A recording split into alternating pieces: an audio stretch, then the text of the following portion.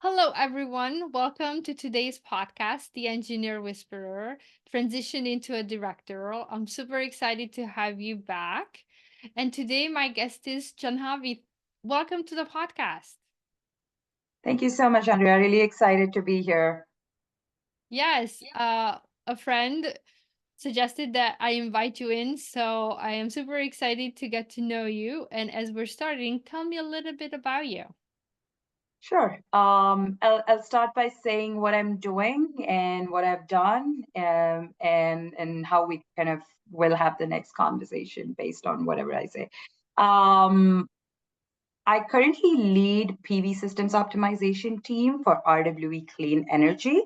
Part of that is leading two different teams. One of the teams kind of works on projects that are responsible for just our organization growth, running different PV solar projects at a utility scale. And I have another team that kind of leads a lot of efforts, which is backstage work, what I call, in helping the projects team succeed. So what we do is basically helping our organization and setting up more of these utility scale PV assets that are eventually helping, our climate goals, our net neutrality goals, not just for the country, but for the world, because our headquarters are in Germany. So, we're trying to satisfy European goals, American goals. So hopefully we're covering the entire planet. Yeah, that sounds super exciting. And you're not just trying, you're doing it. I heard that We are, yeah, we are. We just want to get close and get to that 1.5 degrees C, and make sure we bridge that gap. So we actually eliminate some of these very evident visual things we see as a result of climate change. yeah, that must be a super exciting job knowing that the impact behind what you and your team are working on is gonna really be impacting the whole world. Well, Absolutely. thank you. Uh, let's let's find out more about your transition. But before we start, I'm curious, was it always part of your development plan to become a director, a leader of leaders, or was that something that someone invited you in? So I never thought of becoming a manager when it came to me. I knew eventually in my career, I wanted to grow. I wanted to, let's say, eventually get to that CEO level, but I just wasn't ready at that time, because I thought, I didn't check all the different boxes that I need to check to be able to get to that position. I didn't have enough experience, or I needed to learn more, to be able to get to that manager position. So in my head, I wasn't ready for it then, but it was an eventual goal for me to be able to do that. Just, in my head, it was a couple of years away from when it came to me. So that was my first manager role. And then once I got into that, and before I realized I was picking responsibilities up, and I was, trying to use my conviction to tell my leaders I can do this, and and then eventually, had to ask for, with all my conviction that I can do this. I can take on more responsibilities. I can take on more teams, which is when I became a director and now senior director, managing two different teams. So it was a little bit of someone saying, even though you're not ready, I believe you're ready, so come on board. I think that's very important. I think one of the reasons I even joined my current organization is because I had that trust and I saw my leader to be a great leader. So it really takes one great leader to identify another potentially great leader. So that makes a huge difference when, you don't have that confidence, but your leader sees that you can do this, gives you that opportunity. And, I've been told by my mentors, by the people I kind of look up to, when you get an opportunity, you don't let it go. You just snatch it and get ready while you're working through that title, through that position. which I think is a great feedback. And I've learned a lot from that, from being able to learn at job, which is what I also tell all of the people I mentor or people I, manage today. To take that opportunity when it comes. Yeah. And not say, no, this is not something that I want to do right now. I'll be ready in 2 years. No, just take it today because you don't know how well you're going to do. For most part, you will do well because with the role comes responsibilities, and with it also comes a certain sense of not disappointing your leader who had shown so much confidence in you to begin with, which played a very key role in kind of my growth because I just wanted to do my best, like beyond my best, for that confidence that I was shown, that I could do it. And that motivated me every morning to do better and try going above and beyond in my day to days. That's very interesting because most of us think that we need the courage first and to be ready in our heads, um, to apply for a higher position job or the next level, or even, as you said, enter management. But really, what I've been hearing through many of podcasts now, that it's really about someone else kind of tapping our shoulder and saying, here's an opportunity. Would you take it? I will support you, even when you don't feel ready. But I trust you that you will step up and that you are capable. And kind of let's learn together while you are in the position, as you said, and while you have the responsibilities. It's almost like a you're live.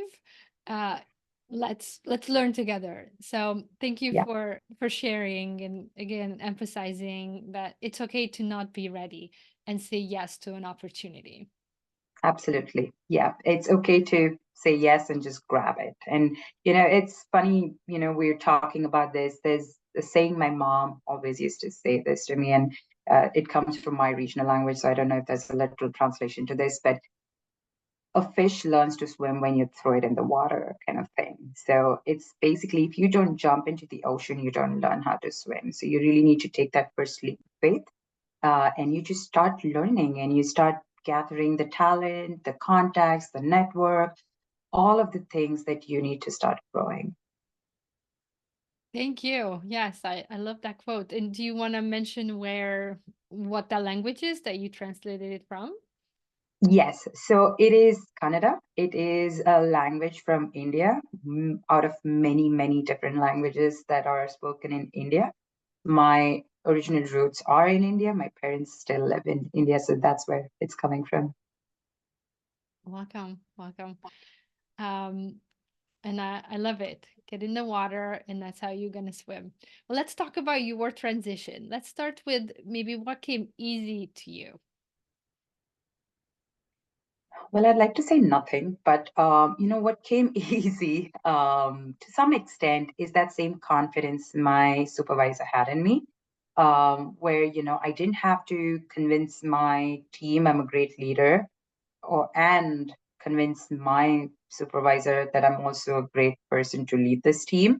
So the one side of that story with my supervisor, I felt a bit of comfort, a sense of comfort in knowing there was that confidence and trust in whatever I did, I'm doing it to grow the team, to do it better, to get better. So I think that was somehow easy. And, like I said, nothing comes easy. So I wouldn't say everything's easy, but it was relatively easy also because I think all of the hard work that I put in the previous roles and what I was doing before had given enough of this validation that I can manage things well. I can lead projects well, which also gave a confidence in certain way to say, okay, she can lead the projects, priorities all by herself. She can now lead a team. So I think that somehow was not that much of an uphill battle for me to constantly keep my supervisor convinced I can do a great job. That was something I had to focus less and use my focus in all other directions where I was trying to grow, and I was trying to learn all these new responsibilities and new ways of communicating with people as well, because that's such an important piece when you're managing a team, because there's so many different kinds of people coming from different backgrounds, just different communication. So I think that somehow was relatively easier for me. I love how you said that that gave you a comfort that that also I hear that it came with an energy. And I talk about energy in my work, how important it is for us to know where our energy comes from and then where it seeps out, where it dissipates. So I love how you put it, that knowing that your team and your manager already trusted you and knew your capabilities gave you the comfort so that you then can focus your energy on growing. And it's a little bit almost like also comforting yourself that, oh, I Yeah, can do this, so let's get on it. Let's find out how I'm going to do it. So it's not the question of questioning yourself if you can do it, it's how you can do it, and then figuring out, almost like focusing on the solution afterwards, absolutely. and taking and creating that emotional comfort. So yes, I love that. Thank you for sharing. What a great leader to have when you start entering a role like this. Yeah, I think it's one of the most important things to have that great leader, in a sense, to mentor you. Even though I had no direct mentorship to say, okay, this is how you lead XYZ person, this is how you lead this. But just having, like I said, that confidence that, I'm at least not convincing every single person that I can do this job and I'm made for this, gave me a bit of more opportunity in the other areas where um, I was still not well experienced. I was still new to that. And I could kind of direct all my energy, like you said, and focus to kind of further develop on that. Yes, the little things matter. Yeah, And to get those right and to be intentional about them and not go into micromanaging. Nobody wants to hear how to solve a solution, how to become a leader. It's what I'm hearing from you. What we all want to hear is somebody says, "You got this. Go figure yep, it out. If you need help, come back. My door is open." But that kind of a confidence and comfort, safety absolutely. is super. It's, I call it the safety net of leadership. Yeah, and I don't know honestly how many people have that. And if everyone gets it, you've probably spoken to more people. But I know it's not easy to come by when you have that, from your leader. It's not that common that everyone gets it. So I would call myself just a tad bit lucky as well to have that kind of leadership when I started my leadership journey. Uh, but yeah, I wish everyone gets that opportunity as well. Well, the one thing that I know, that those who get it pay it forward. So let's find out more about your story of Absolutely. where that shows up. So, what were some things that were challenging in your transition? Um, I can talk about a few actually. The first one, like I was saying, is just communication. And, I was not privy to how different people have different styles of communicating. Some communicate less and they're okay with it, they get things done. Some need over communication, talk more, and, kind of that's their style. And also, it was, some things might just tickle someone's funny bone a little more than others. So, kind of keeping that in mind and understanding how everyone is so different was a bit challenging for me. Because for me, it was like, this is obvious, this is natural, but nothing's obvious. Nothing's, oh, this is not obvious because people come from different backgrounds. They're having different kind of days. They're coming from a tough day, a tough situation, a challenging work project thing they're working on.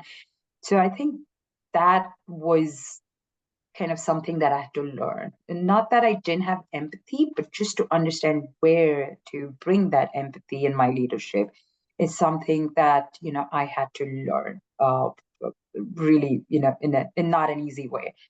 The other thing that I wanted to touch upon is just like I said, when you have that opportunity, when you get presented an opportunity, you just match it. I did that, and I didn't know what I was doing in terms of the role and the title. It was a bit of a new thing for me, but I still knew that I had all the groundwork and all of the knowledge bases kind of ready for executing that. But how I would execute that was completely new thing for me. So that's a challenge I think I had to navigate because nobody had done it before me. It was a new team.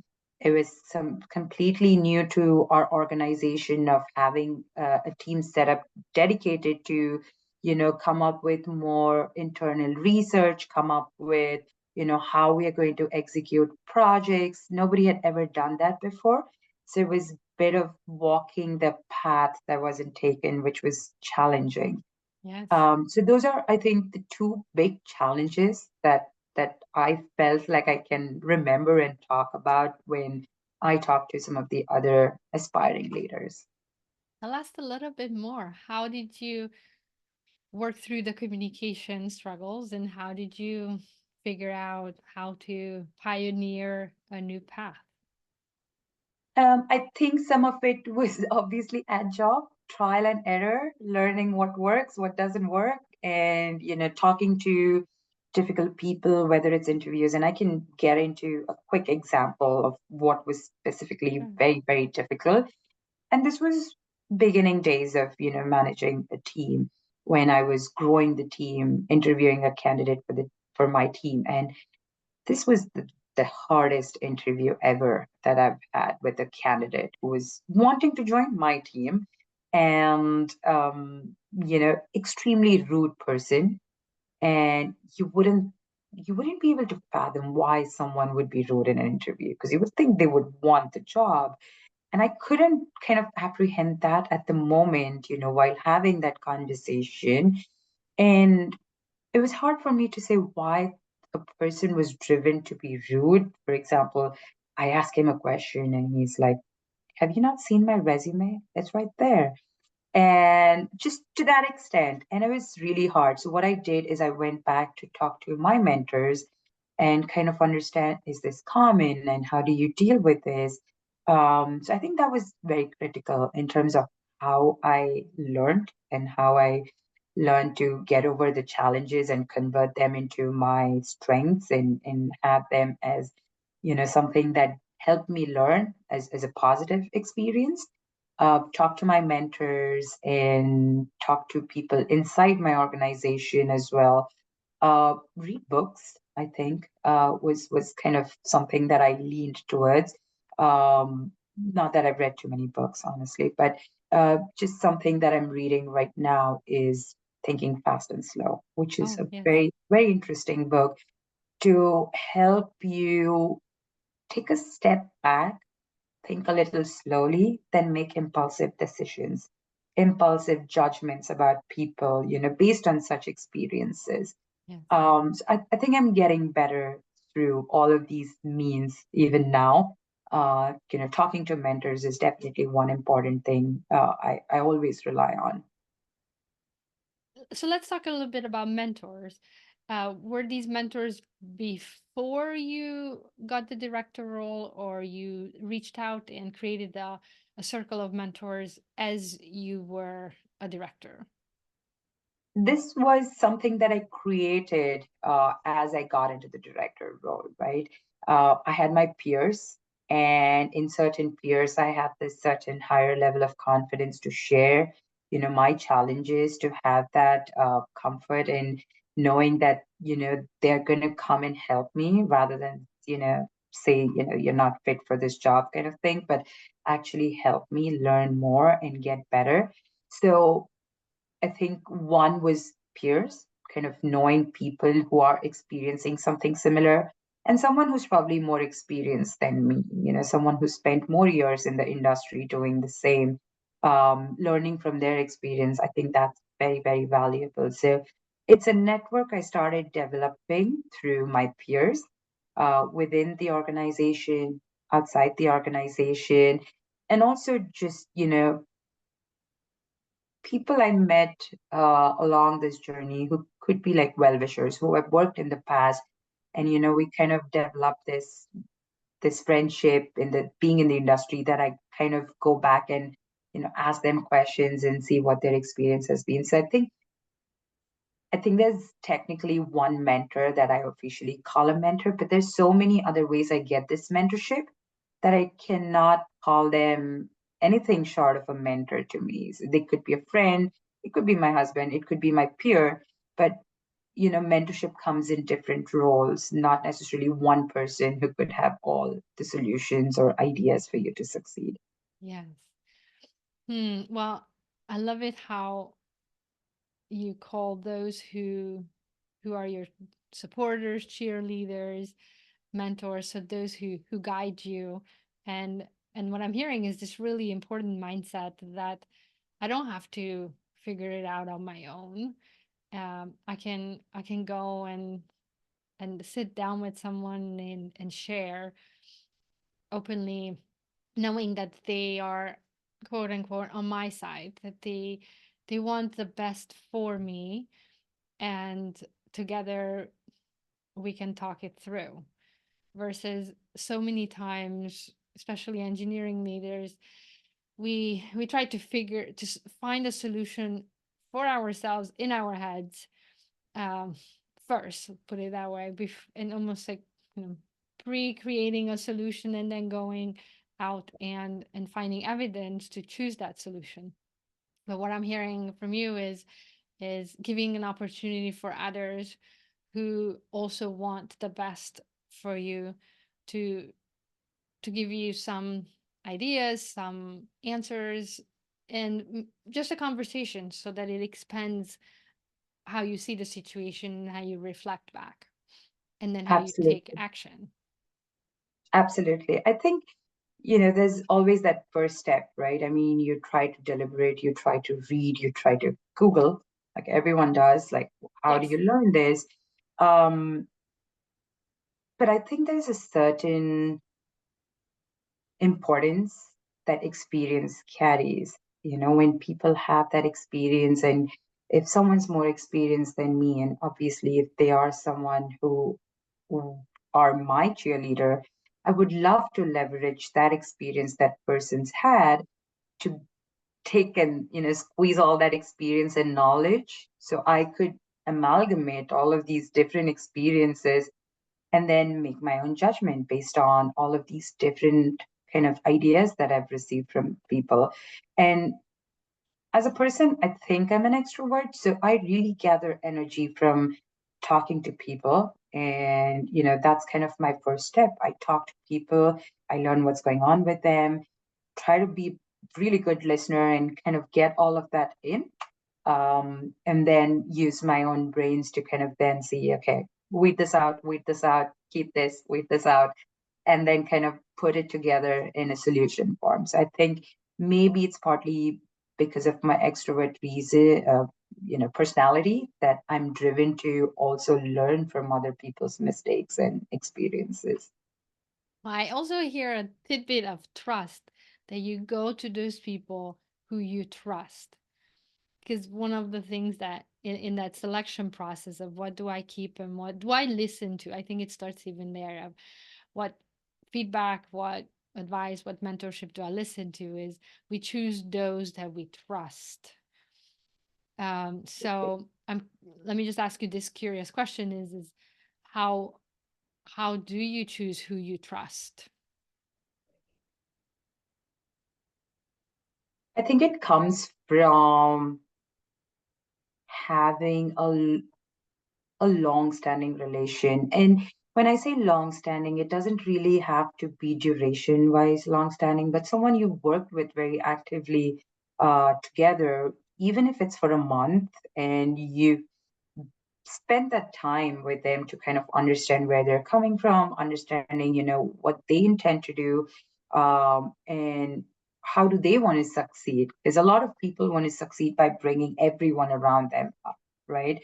I think that's a great leader who's trying to bring up everyone rather than just go climb up by Yeah. himself or herself.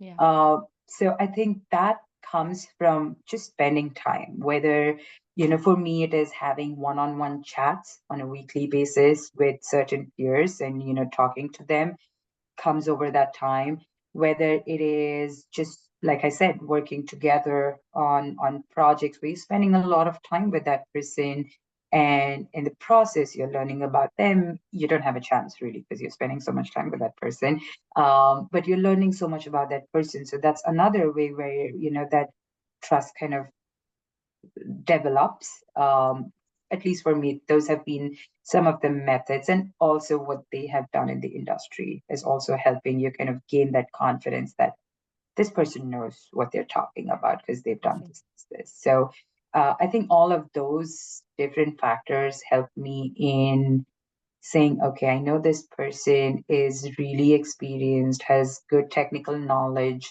has the background, has gone through something that I'm going through right now, just sheer number of years. So I think that kind of helped me. Mm, beautiful. Well, I we always wonder that do we attract the people like that around us, or do we kind of make them? But I think it's a little bit of both.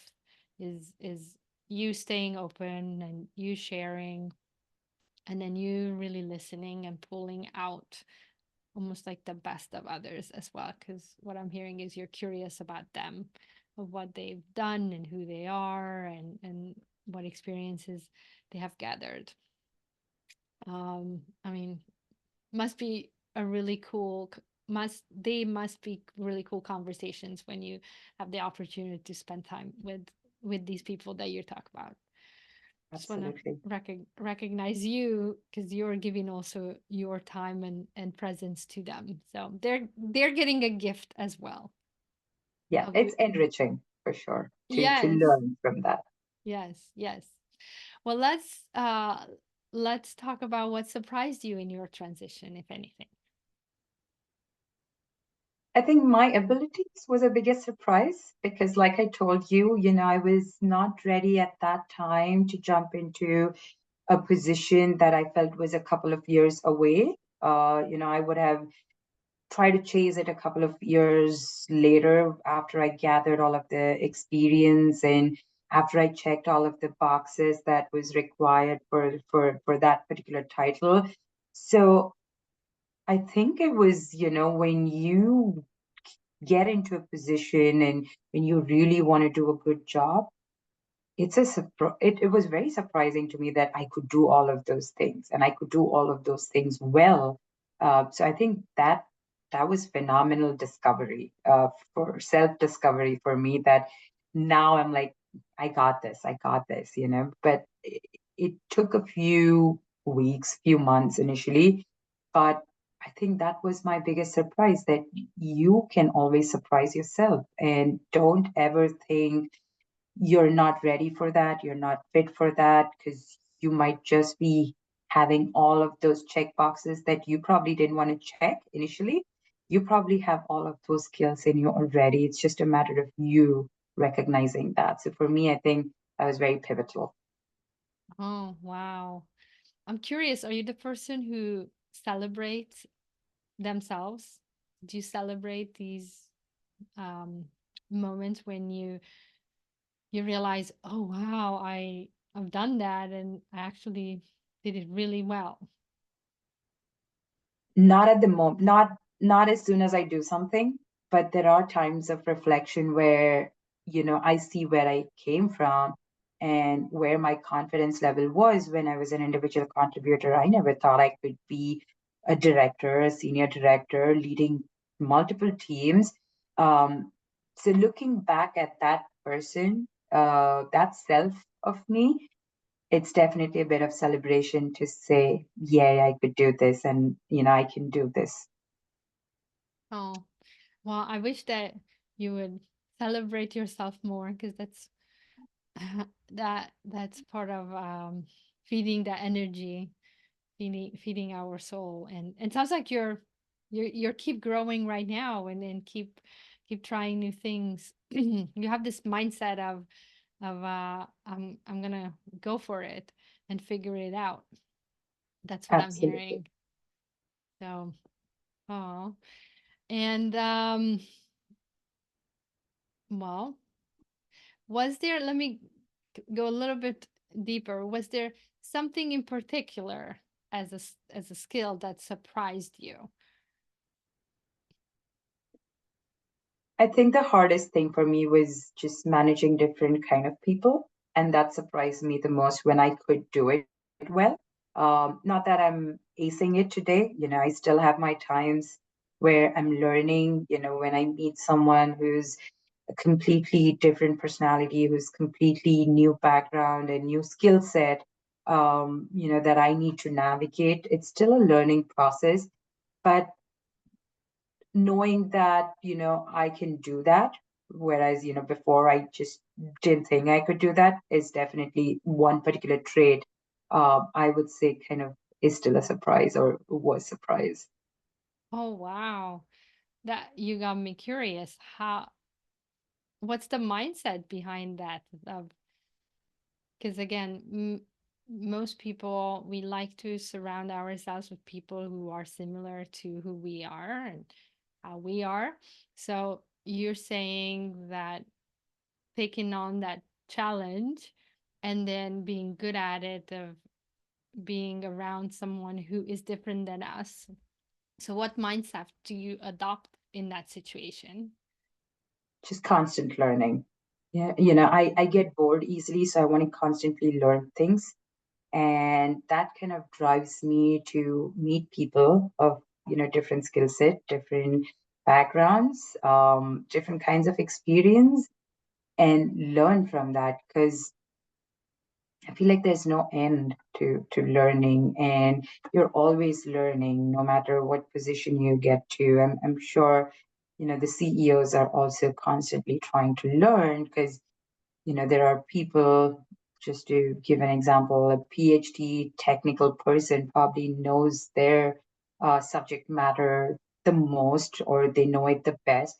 So I think the hunger, or just the wantingness to learn constantly, and eventually thinking that's going to help me grow, kind of drives why I want to meet people of different kind, learn from people who do different things, or it could be the same things that they try to do differently as well, and just try to learn from that. Mm, I see. So uh, it's this circular motion of learning from others who have learned before you, and then you acquiring the knowledge, and then you learning, you becoming better, and then you pulling others to then come and learn about themselves, and then almost like a wheel that keeps turning and turning and turning. I hope it can pass to more of those kind of wheels that keep turning, and I can set those multiple other wheels in motion. But yeah, that's the goal.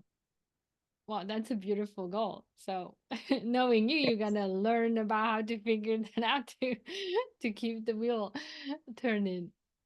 Well, as we're getting close to the end, I'm curious if there's a transition or a mindset transition that you're going through right now.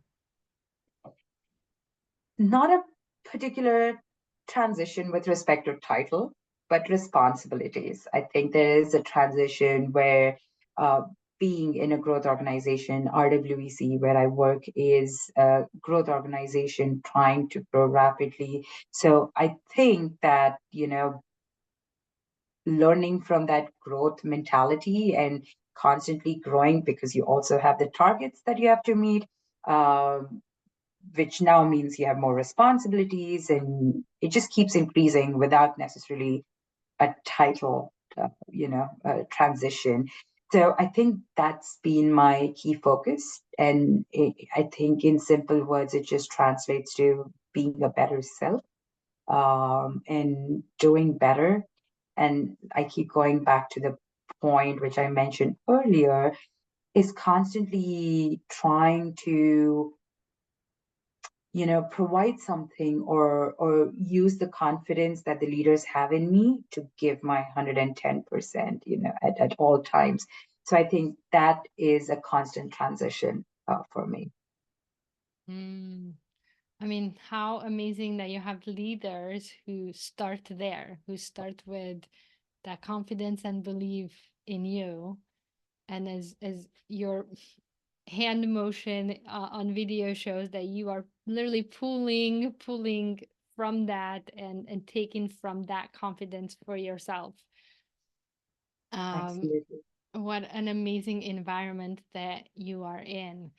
And yeah, I hope that you at some point you're going to give that feedback to those leaders, so that they know that they are making an impact on you, so that almost like enforces the wheel, and then they continue doing what they're doing, because I can hear it, how it's impacting you. Absolutely. And what is maybe a challenging mindset that in this growth environment that is challenging you right now?